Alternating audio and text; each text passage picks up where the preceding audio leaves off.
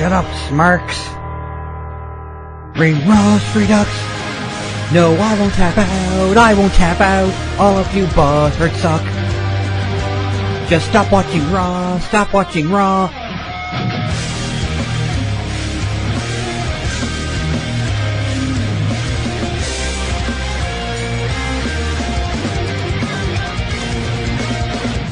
So, what I'm going to be doing, since Payback is this Sunday, it's time to preview it. So, Payback is a pay-per-view event, and it will be originating from the SAP Center in San Jose, California.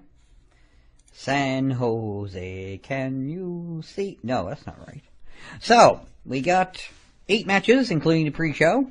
I don't know if they're going to add anything or subtract anything, or if someone's injury is going to make a tag team match be 2 singles matches, or make a singles match into, they're going to take 2 singles matches and make a tag team or 3-way or something.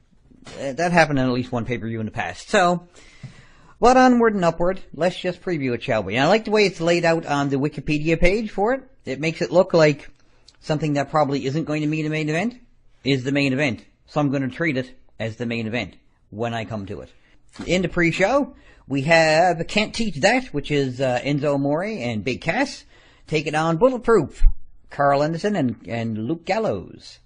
So, it's kind of hard to say, not that I actually do like Enzo and Cass as a tag team, and I do think at some point they're probably going to win the tag titles.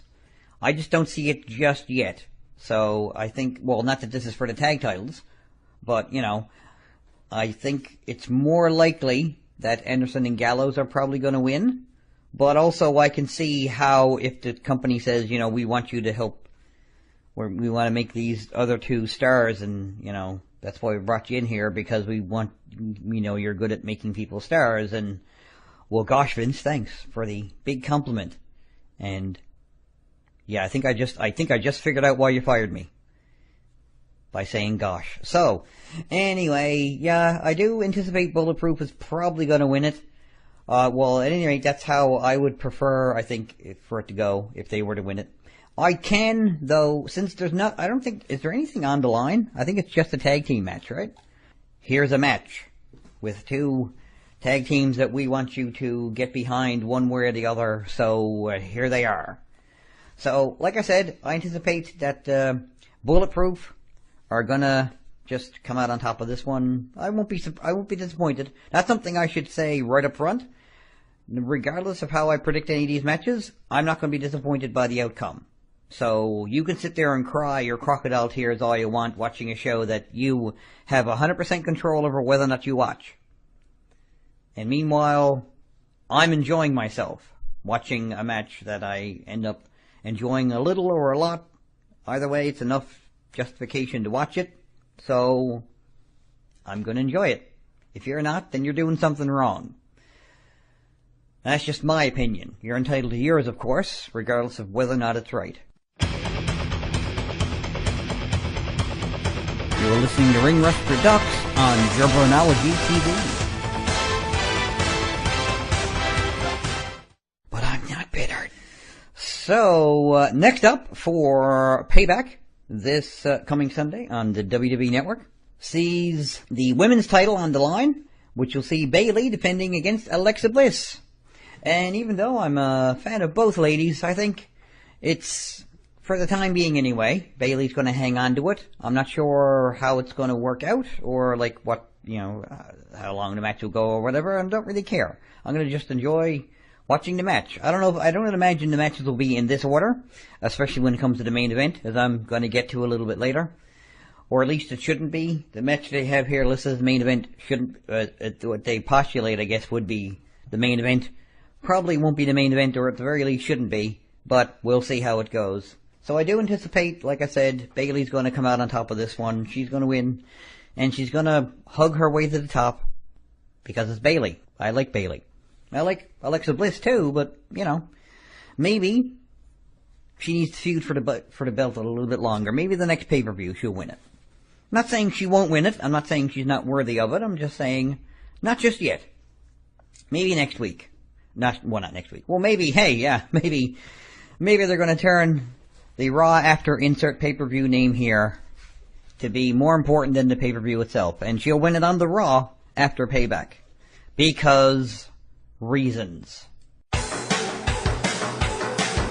You're listening to Ring Rust Redux on Jabronology TV.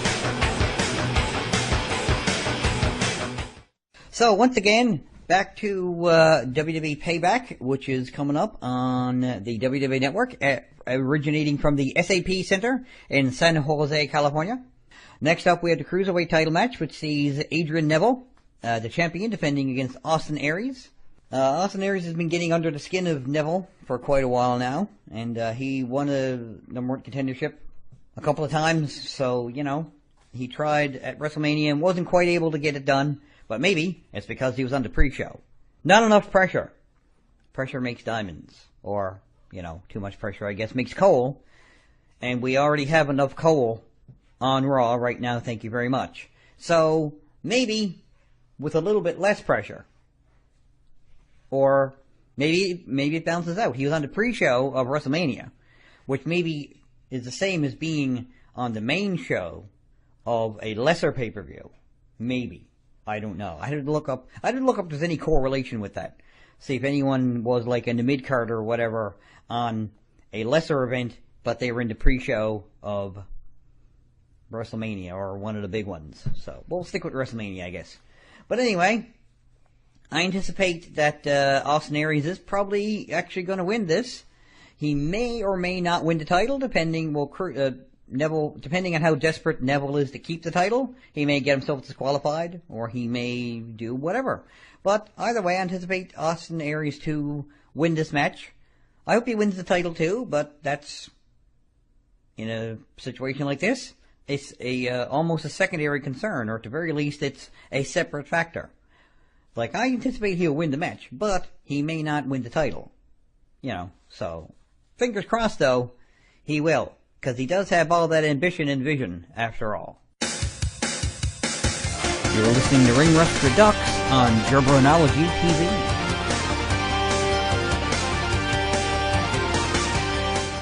But before that, back to Payback this coming Sunday on the WWE Network. We have Seth Rollins taking on Samoa Joe in a Samoa Joe's going to punch Seth Rollins in the face a whole lot match.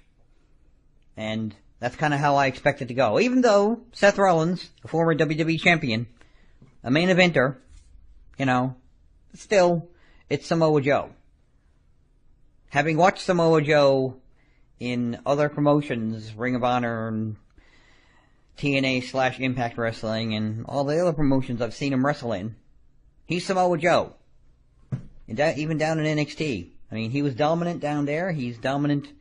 He's going to be dominant here in WWE once he gets a strong foothold and just launches himself off and then lands on his back on your chest in that flipping thing he does. That's how I expect the match to go. Samoa Joe's going to beat up Seth Rollins, basically. I mean, Seth Rollins will put in a good fight, I'm sure, but ultimately I think he's going to not win the match. I think Samoa Joe will end up being the victor in this match, and then I guess that means that Seth Rollins will be the Victoria. Samoa Joe to other wrestlers is like me to jokes. A destroyer. You are listening to Ring Rust Redux on Jabronology TV.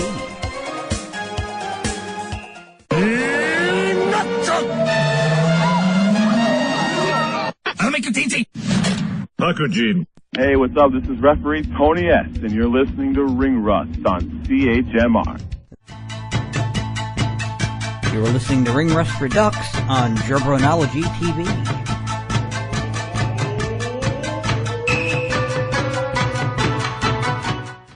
You know, they take two of your eyes. What have you got left to look with? So, what have you got left to see things with? I hope you already know Braille. So back to the Payback pre-per-view on the WWE Network. It'll be coming out of the SAP Center in San Jose, California.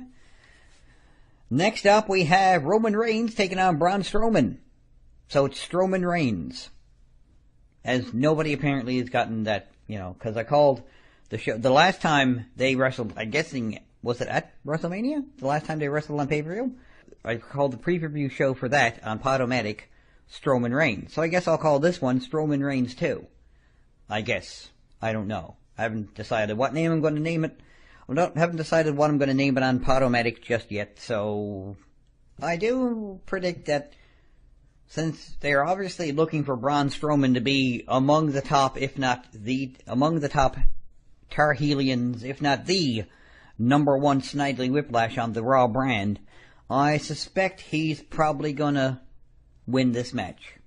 Maybe. I mean, it is Roman Reigns after all, and WWE seems to, according to butthurt tosspot internet wrestling fans, seems to not care what the fans want.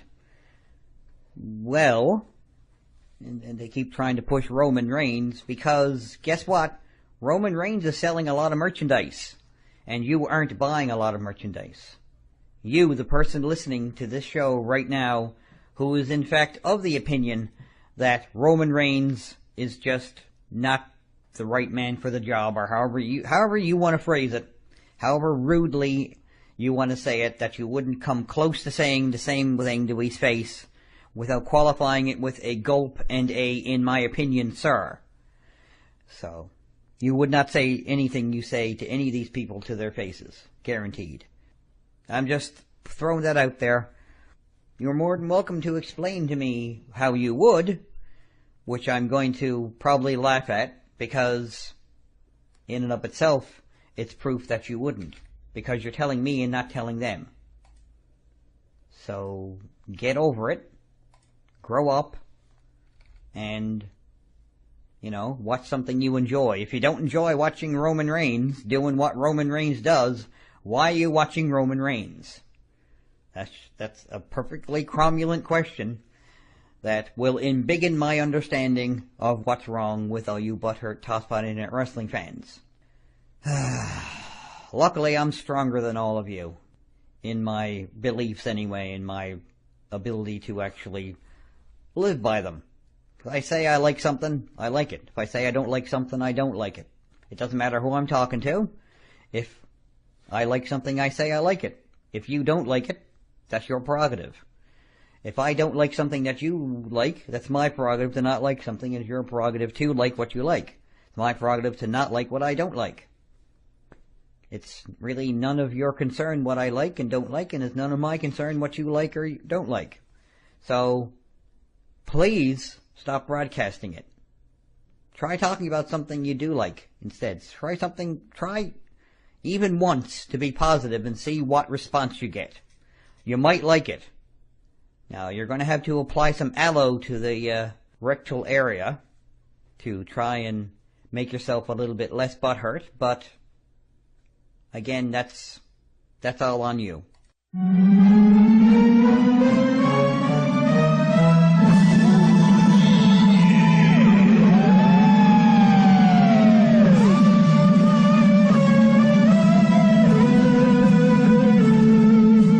Now, time for this week's Macho Fact.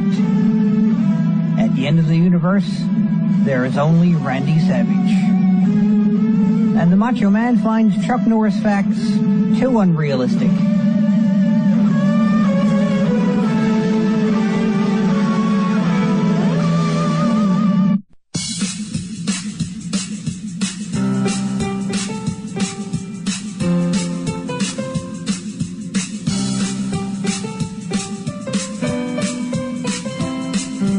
Like me on Facebook, tinyurl.com/ringrust.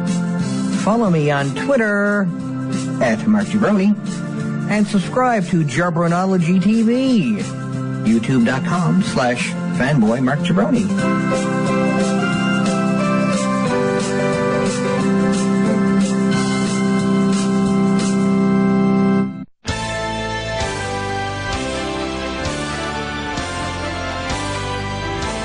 You're listening to Ring Rust Redux on Jarbronology TV. So next up, for Payback on the WWE Network, hailing from the SAP Center in San Jose, California, we have what's the beginning of what could be the exact order it's in, or it could be the reverse of the order it's in, because it's a Raw exclusive pay-per-view, but there's some inter-promotional matches. This is one of those inter-promotional matches, I think, because Randy Orton, the WWE Heavyweight Champion, is on SmackDown. You know, what I like to call it the SmackDown Live Heavyweight Championship, because it's not defended on all shows, so it's defended on SmackDown shows, so therefore it's a SmackDown title. And Bray Wyatt, who was previously on SmackDown, is now on Raw, so that's the interpromotional match right there. And it's a House of Horrors match, and it's not really clarified as to what a House of Horrors match is. I assume it's a bring your own weapons sort of, you know, kind of plunder-filled match. So I can't imagine Randy Orton would necessarily prosper in a match like that. Bray Wyatt, on the other hand, probably would. Now, you never know. Right? The title doesn't seem to be on the line. So, it might be a steel cage, it might be, well, it's a House of Horrors, so that implies it might be enclosed, or who knows, it might be like a boiler room brawl or something like that, where it's a quote-unquote location match, where you have to go somewhere else, and they bring the cameras and they film it and stuff, and there's nothing going on in the ring. So that might be an easy way to keep an eye on, to keep control of the mess that's made during the match. I'm sure there will be, if there's plunder involved.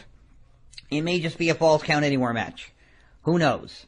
It's probably hardcore rules, at the very least, which means there's probably going to be weapons. Most likely.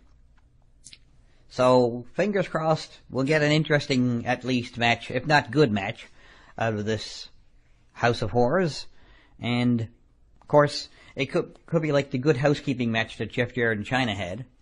I hope not, but it's got house in it as well, so. Or it might be that there will be wrestling for like 2.5 hours in a In Your House of Horrors match. And they'll have the old In Your House set, and they'll have the original winner of In Your House there as the special guest referee. You know, the guy who won the house and then sold it because he was a kid and it was a house, and what did he need a house for? House of Horrors? Radio Shrug. We'll see what it is, and probably enjoy it. Hopefully there won't be projected insects on the ring like the last match they had. So, yes. You're listening to Ring Rust Redux on Jabronology TV. So, the second last match, since we got 8 matches, there may or may not be one added. Who knows, might even be one taken off. Might be another one put on the pre-show to say, oh, well, maybe we'll make it a double backhanded slap and put Neville versus Aries on the pre-show again. Well, I mean, if they move the other tag match off the pre-show, make it the opening match, maybe I guess, you know, I don't know. I personally don't care. They're on the show, they're getting paid to do their job, they're getting paid to do what they're told. They have a job to do. Every single person on this card has a job to do. How much they get paid depends on what their contract says. So, when you say they have a job to do, that doesn't mean, well, they can't possibly all lose, so they're not all going to job, as the aforementioned butthurt tosspot internet wrestling fans like saying to people who lose matches. Because they've done wrestling ever. Like, physically stepped inside a wrestling ring, done any kind of training, become certified or whatever it is when someone says, okay, you've learned enough about wrestling, you can go be a wrestler now, and actually do a wrestling match. Go do a wrestling match because you have training, and then you can call someone a jobber. Yes, that's how it works.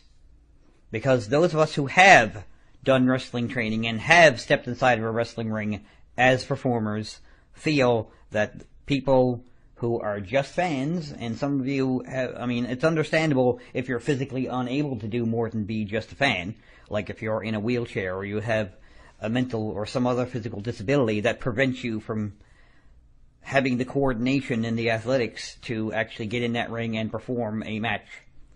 to a level that neither you nor your opponent nor anyone else in the ring is going to get hurt, then but still, even then, don't talk as though you know anything, because, those people haven't been in a wrestling ring either. Due to their physical or mental or whatever impairment, yes, but they haven't been in a wrestling ring. Just because it's on the internet doesn't mean you have to say it. Ironically, I'm ranting about the ones who do the ranting. So, anyway, the second last match on the show is for the Raw Tag Team Championships, which sees the champions, the Hardy Boys, Matt and Jeff Hardy, taking on International Powers, Antonio Cesaro, and Sheamus.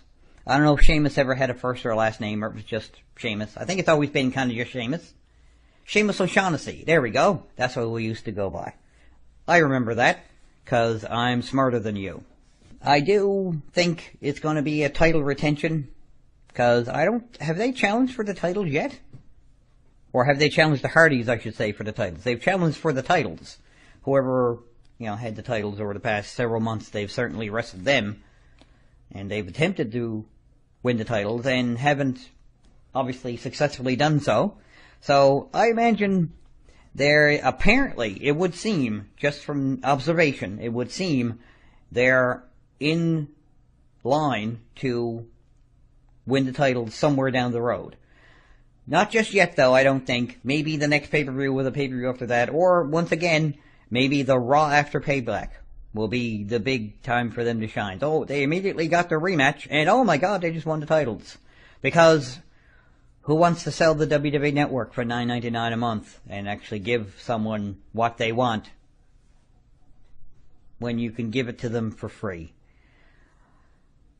Not saying I can't see what these butthurt tosspot internet wrestling fans are talking about. It's just that they talk as though someone's forcing them to watch it. They could just as easily just not watch. Just watch something else. Watch the highlights. Watch, read the results and decide whether or not you want to watch that show. And if you don't watch it. Then go watch something else. You guys are all starting to sound like your diapers are loaded.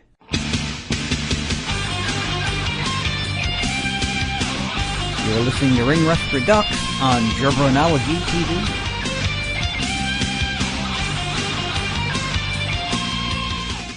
Wait for it. Oops. You're as dumb as I am!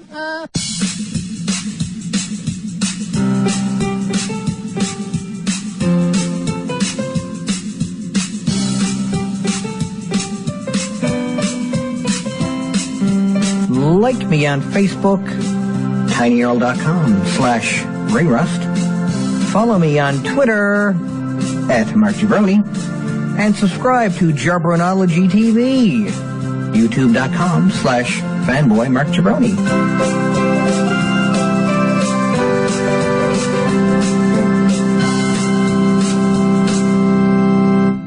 So we got one match left for Payback this Sunday on the WWE Network from the SAP Center in San Jose, California.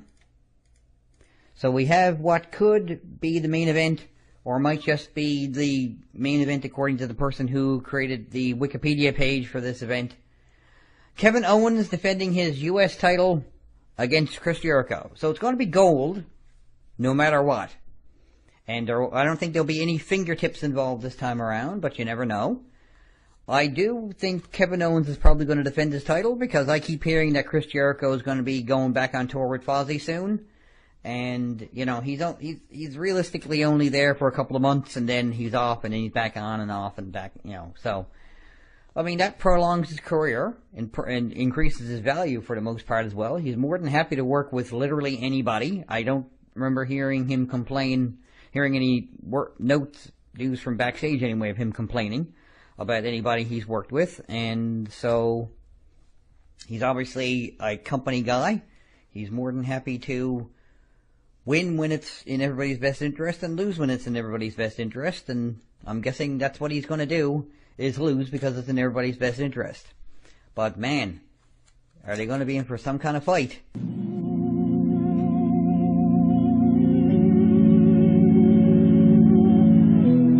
That's it for another show, kiddies.